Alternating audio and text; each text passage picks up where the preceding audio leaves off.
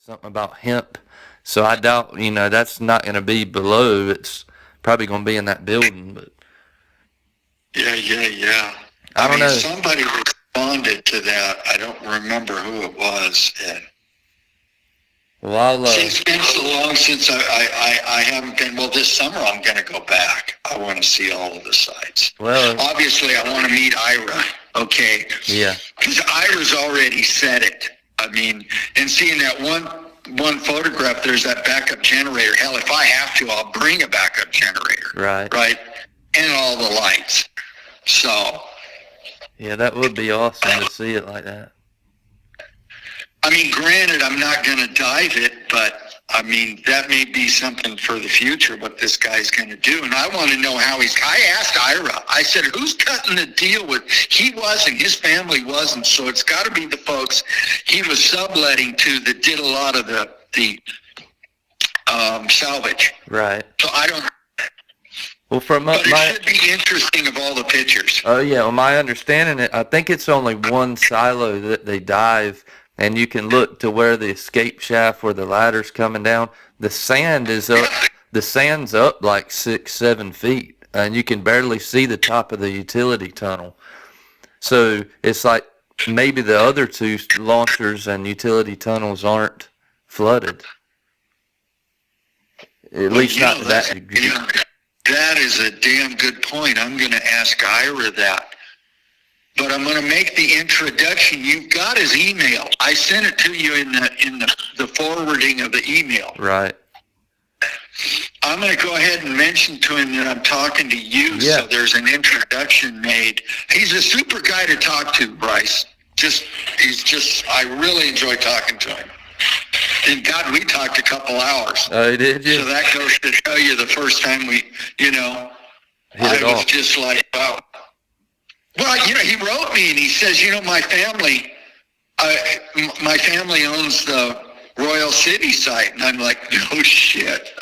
That's awesome. It's amazing how many people I was always confused. We were having there's a house on the access road. I thought it was on the site. He's like, no, that's the farmer.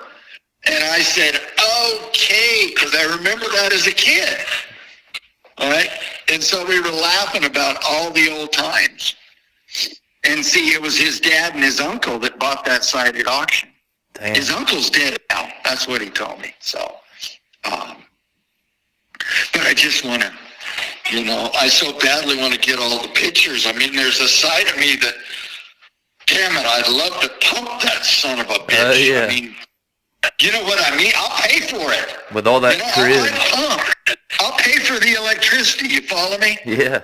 I mean, because he's going, there's no reason that launcher should be flooded. No. Okay? And I'm just like, well, then let's pump it. Let's figure this out. I mean, I'd be interested in the other two. And the antenna silos.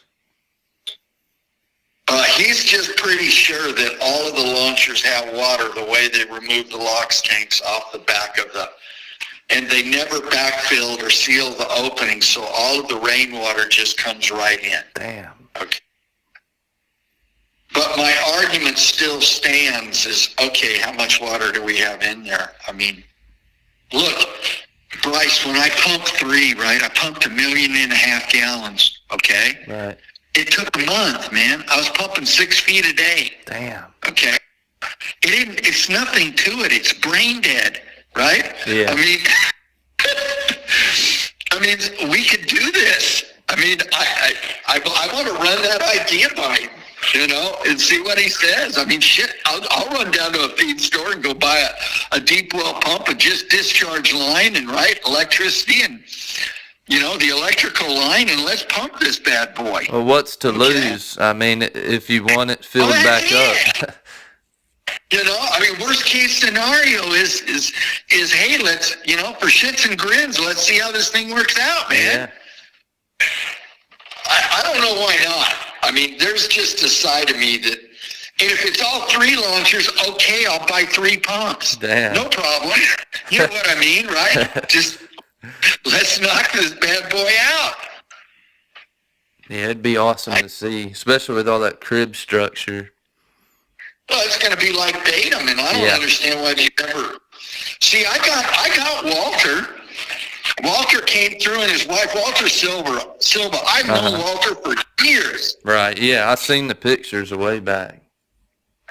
And I mean, he took a bunch of pictures of Batum, and I can't get him to send them to me because I want to see them. Yeah. He sent me a Christmas card.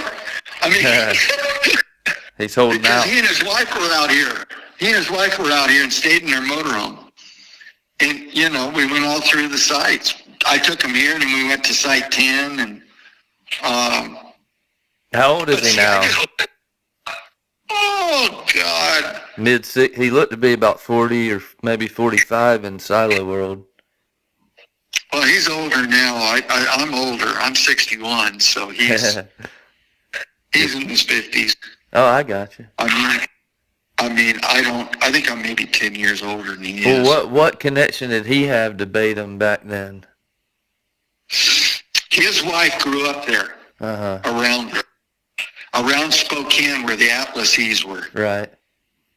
And so he was just fascinated with them. He would go through all the Atlas F's and go to the museum when the museum was there at Fairchild, at the Air Force Base. And then they built the new one, and I'm not sure where everything's at. Wendell and I just always got along. Wendell has got launch consoles. He has got all sorts of stuff. Damn. I mean, that's what he does. I mean, and I was kidding. I had all of the extra console pieces out of Site 3, because I gave one of them to the museum at Walker. Okay. And so he was asking, and I said, well, God, Walter, I'll give them to you if you want them. I mean, do something good with them. Shit. I don't have anything for them. So, I don't know. It never went much farther than that. I just wanted to see the photographs that he shot of, and he was with Pete. Okay. Pete's last name's Eaton. Okay. But see, I hadn't seen Pete. My God, he had gray hair. It shocked the hell out of me. I mean, I was just laughing because all of us were so much younger when we were doing this. And I can't think of the guy's name that bought 4C. It was Jason something. But it's in my old emails because I kept them all. Back when Pete took care of it? Yeah, and he started forming, then he became friends too with Fred Epler, because all of us talked about Fred, right? I mean, if there was anybody that was going to know the sites where it got a little different, like in the article, you heard Lanny Wright. That's Lancelot Wright. Oh, okay. And I mean, we are like, he and I are oil and water. It just doesn't work. And the kicker being is that Lance wanted all of the credit for himself, and I call bullshit. And of course, we went sideways. As far as doing all the research and stuff? Well, he got so tough, he tried to cut me off from viewing the collection at Fairchild Air Force Base. Oh, okay. Yeah, I remember us talking about that. That's just ignorance.